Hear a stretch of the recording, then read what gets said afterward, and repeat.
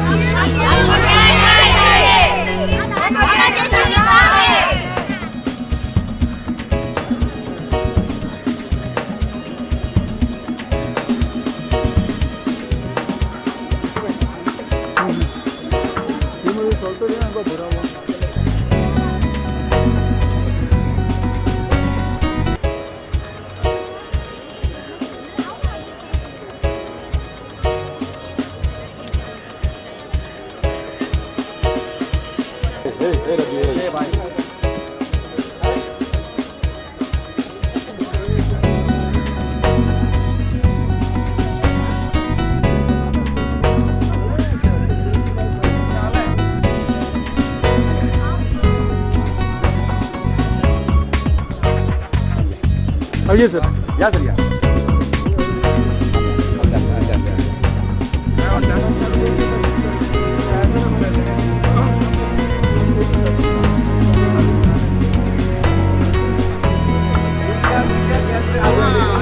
हाँ जल्दी करो।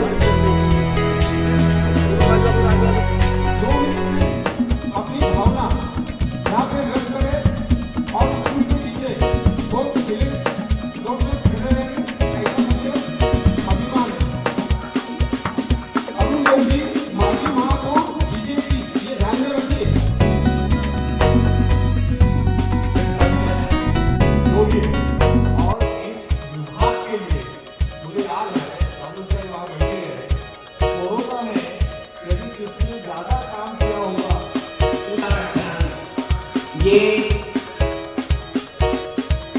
डीएमसी का रिपोर्ट है जो एजुकेशन ऑफिसर ने साइन किया है।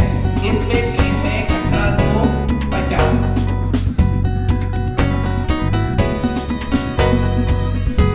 उनका है पार्टीज या पॉलिटिकल एस्पिरेशन ये कभी नहीं कहा है। अगर कोई किसी की भी समझ ये होगी तो पहले ये अपने दिलो दिमाग से निकाल दीजिए कि मुझे कोई पॉलिटिकल एस्पिरेशन है। लेकिन जहाँ तक मेरे सामाजिक कार्य का सवाल है उसको हम एक दिन भी नहीं करेंगे कि जो भी नतीजा होगा उसको हम फेस करेंगे, क्योंकि समाज के लिए कार्य करना मुझे लगता है ये मेरा कर्तव्य है, ये मेरा फर्ज है। क्योंकि जब जब लोगों को मेरी ज़रूरत है किसी भी प्रकार से, उसके लिए मुझे हमेशा उनके साथ सतत तैयार रहना चाहिए।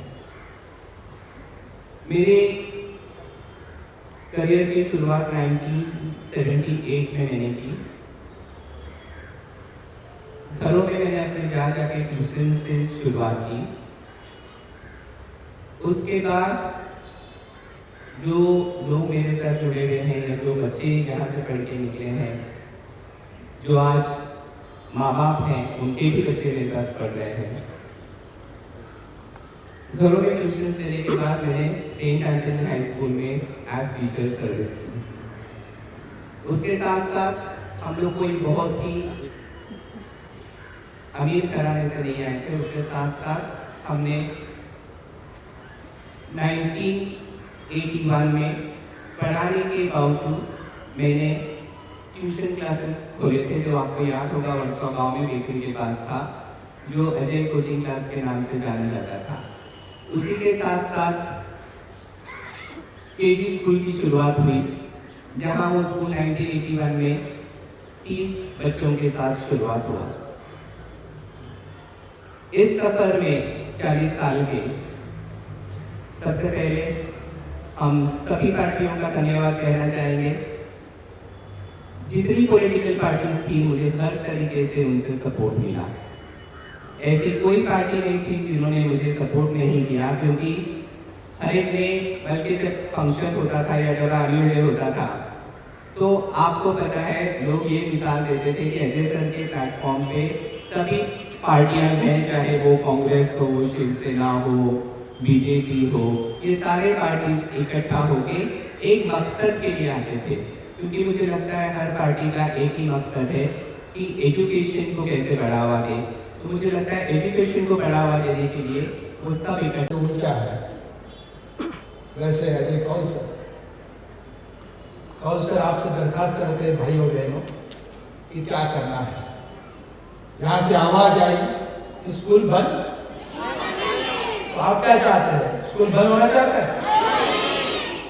मुझे पता नहीं कौन यहाँ के एमएलए हैं,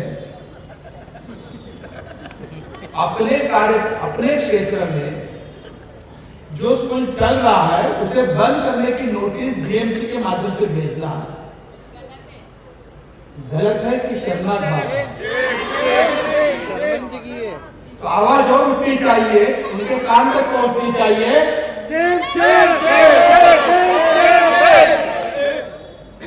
आप इनसे सहमत है तो हाथ ऊपर उठाइए। काउंसलर पूरा परिवार आपका, पेरेंट्स आपके साथ है। अजय काउंसलर को मैं पिछले 20 साल से जान रहा हूं। मैं विधायक हूं, आमदार हूं, आपके तालीम के क्षेत्र का, टीचरों का नुमाइंदा है। मैं जैसे आमदार खासदार होते हुए जनता से चुन के जाते हैं, तो टीचर और जो लोग हैं, शिक्षा क्षेत्र के लोग हैं, वो विधान परिषद में अपना नुमाइंदा चुनते हैं, उनमें से मैं। तो मेरी जिम्मेदारी है अजय कौल सर के साथ खड़ा रहना, आपके साथ खड़ा रहना, आपके स्कूल के साथ खड़ा रहना। उनकी स्कूल का नाम है चिल्ड्रन वेलफेयर स्कूल है, बच्चों का वेलफेयर देखने वाला स्कूल है। कोई भी स्कूल बंद नहीं होना चाहिए। यदि बीएमसी ने पिछले महीने में मुंबई के 269 स्कूलों को इलीगल स्कूल तय करके नोटिस दिया था, हम मुख्यमंत्री के पास गए, आपके मुख्यमंत्री के पास, उन्होंने स्टॉप कर दिया वो नोटिस। ये तो स्कूल 40 साल से चालू है। अजय कौल सर का इतिहास आप देख लीजिए, वो क्या करे हैं? वो आपके राजनीति में दखलंदाजी लेते? बिल्कुल नहीं। कोई क्रिमिनल एक्टिविटी में काम करते? बिल्कुल नहीं। वो तालीम के क्षेत्र में इनको काम करते हैं, और उस क्षेत्र में काम करने वाले जो पाक काम है, पवित्र काम है, जो पवित्र काम कर रहा है, उनके ऊपर आप उंगली उठाते हैं। यहाँ जो अंधेरे में व्यवस्था है, रास्ते ठीक नहीं है, गटार ठीक नहीं है, पानी बह रहा है, पानी कई बस्ती में नहीं, कई सोसाइटी को ठीक तरह से पानी नहीं मिलता। आपकी जिम्मेदारी है ना भाई, वो काम करो, स्कूल के पीछे लगे। क्या मतलब है? क्या बिगाड़ा आपने? क्या गरीब के बच्चे पढ़ना नहीं चाहिए? आगे नहीं जाना चाहिए? क्या आपके पेट में क्या दुखता है? मुझे समझ में नहीं आता कि गरीब के बच्चे जहां पढ़ रहे हैं, और कई मैंने स्कूल, मैं तो कोई मुंबई के हर स्कूल को जानता हूं, हर पीटीए मीटिंग को जानता हूं। हलदार साहब, ऐसा चित्र आपको कहीं नहीं मिलेगा। आपने इनका एनुअल फंक्शन देखा होगा, क्या शानदार होता है, बच्चों के लिए क्या क्या नहीं करता थे कौन सा। मगर जो विश्वास आपने पाया कौन सा, ये विश्वास आपको ताकत देगा, और आपका कोई बाल इधर उधर नहीं कर पाएगा, ना एक बच्चे को कर जाएगा। जिस तरह से उन्होंने उस दिन कैमरा लाया, पुलिस लाई, अफसर आए, मैं आपको बताता हूं, कानून ये कहता है कि स्कूल प्रिंसिपल के परमिशन के बिना कोई पुलिस इंस्पेक्टर भी अंदर नहीं जा सकता। पूछ लीजिए इंस्पेक्टर साहब, जाते बिना परमिशन बोलना पड़ता है कि प्रिंसिपल साहब हम अंदर आए, ये काम है, वो परमिशन देते तो अंदर आ सकते हैं। जब तक स्कूल शुरू है तब तक आप अंदर नहीं आ सकते। हाँ, बड़ा कोई दुर्घटना घटी तो दौड़ के 9 अक्टूबर को यहाँ मैं हादसा बोलता हूँ, कॉरपोरेशन ने जो मगरूरी दिखाई, पुलिस फौज ऐसे पद्धति से आए, इससे निषेध करने के लिए आज ये स्कूल बंद रखा सभी टीचरों ने।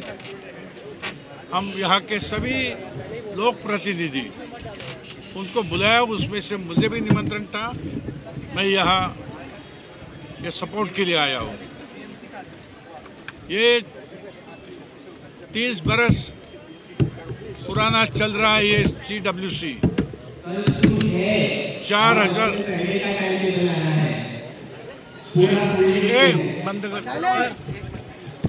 4,000 बच्चे यहाँ शिक्षा लेते, और देखिए कि मैं जैसे भाषण में बोला कि जो लोक प्रतिनिधि है, लोक प्रतिनिधि को शैक्षणिक संस्था, सामाजिक संस्था, इनके प्रति ध्यान देना है, जिम्मेदारी है, सरकार की रहती है, वैसे लोक प्रतिनिधियों की रहती है। लेकिन यहाँ अपने अधिकार का गैर इस्तेमाल करके यहाँ के एमएलए ने कई झूठी खबरें कॉरपोरेशन को बताई और कॉरपोरेशन ऐसे ढंग से आए कि जैसे कि यहाँ कोई एंटी सोशल एक्टिविटी चलती है। ये कॉरपोरेशन को भी शोभा नहीं देती है, पुलिस दल को भी शोभा नहीं देती है। अगर कॉरपोरेशन को इतनी हिम्मत है, पुलिस को इतनी हिम्मत है, तो असामाजिक तत्व और अनऑथराइज्ड स्ट्रक्चर और अनऑथराइज्ड एक्टिविटी इस क्षेत्र में चलते पूरे मुंबई में, उसको रोकने का काम करे। इतना अधिकार जो आपके पास है तो उसका सही इस्तेमाल कीजिए, ताकि CW जैसी बहुत अच्छी संस्था 4000 विद्यार्थियों को शिक्षा देने का काम गए 30 बरस करती है। ये निषेध मैं करता हूँ इनका, और मैंने इसके बारे में आपसे जो मैं बोलता हूँ मैं लिख के भी दे दिया है कमिश्नर ने, और मैंने एक्शन मांगा है कि जो अधिकारी, जो पुलिस ऐसे विदाउट परमिशन जिन लोगों ने ये संस्था में एंट्री की है उसके ऊपर कार्रवाई करे। अगर ये संस्था के बारे में अगर कोई जांच पड़ताल करनी है तो मैं अजय कौल से और ट्रस्टी से बोला हूँ कि कागजात जो है आपके पास सब कॉरपोरेशन को दिखाइए, वेरिफिकेशन करा के लीजिए। लेकिन आइंदा ऐसा कोई होना नहीं चाहिए। ये बात कॉरपोरेशन और पुलिस डिपार्टमेंट में ध्यान में रखना चाहिए। कीर्तिकर साहब, मेरा सवाल आपसे है।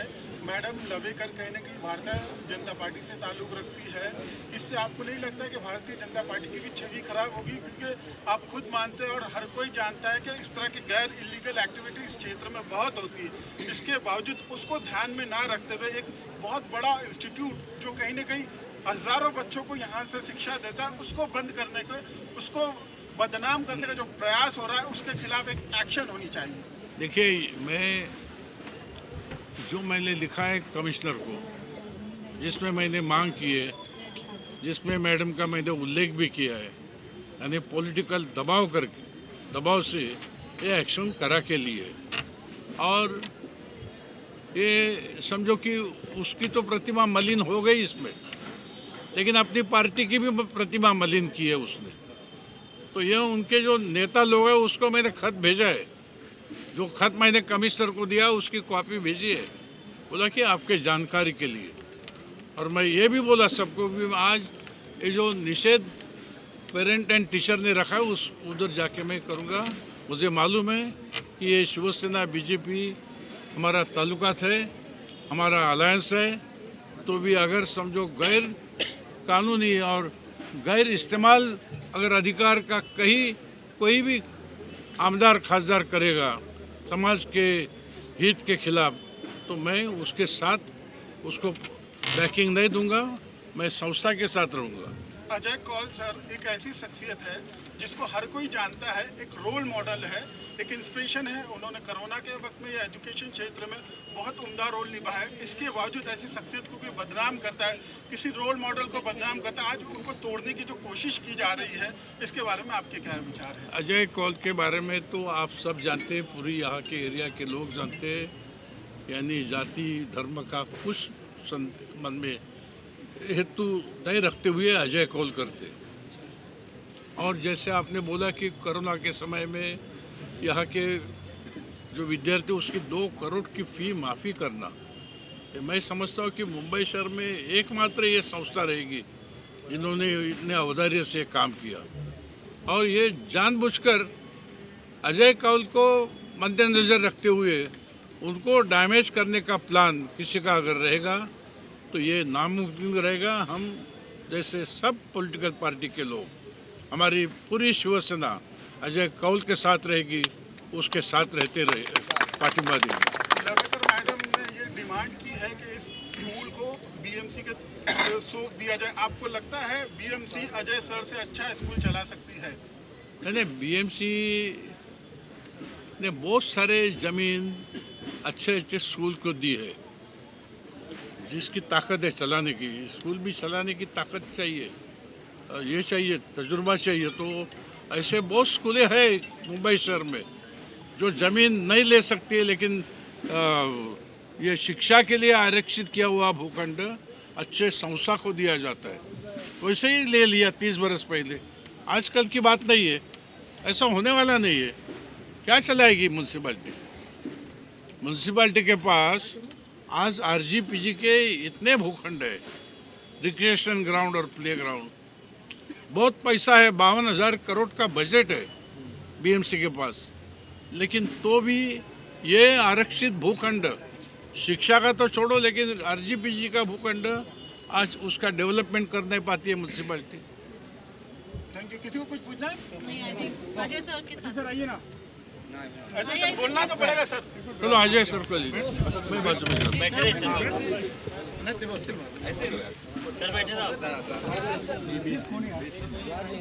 आपको इतना इमोशनल होने की जरूरत पड़ी, हजारों लोग आपके सपोर्ट में, ऐसी कौन सी बात है जो आपके दिल को छू गई और बहुत दुख पहुंचाई आपको?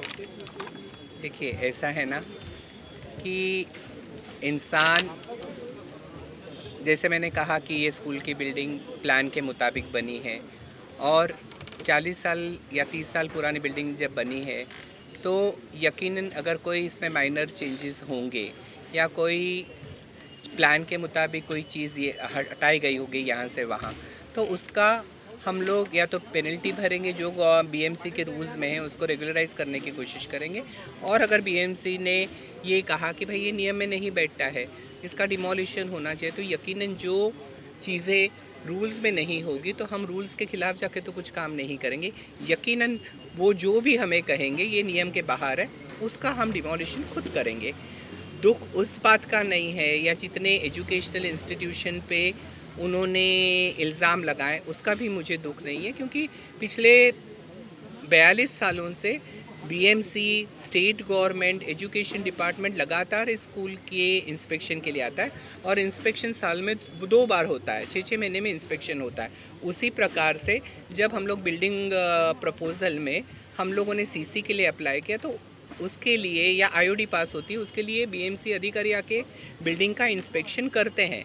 अभी वो कहते हैं कि ओसी नहीं ली गई है, तो अगर आप ऑनलाइन पे जाएंगे तो आप देखेंगे कि ओसी के लिए हमने ऑलरेडी अप्लाई किया है, लेकिन ओसी के कंप्लायंसेस इतने 30-32 होते हैं कि वो हमें कंप्लायंसेस पूरे करने पड़ते हैं।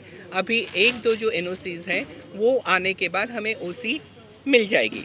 और अगर आपको लगता है हमने वो, अगर आप मलाड के इसको ये देखिए, अगर आज जो प्रेजेंट जो बिल्डिंग में बैठे इसका ऑक्यूपेशन पूरे 5 माले तक का है, और जो अभी कह रहे हैं कि आपने ये जो नियमों का उल्लंघन किया फायर एनओसी का, अगर आप देखेंगे सीआरजेड का, मैंने अभी आपको पेपर दिया कि सीआरजेड की एनओसी हमने ऑलरेडी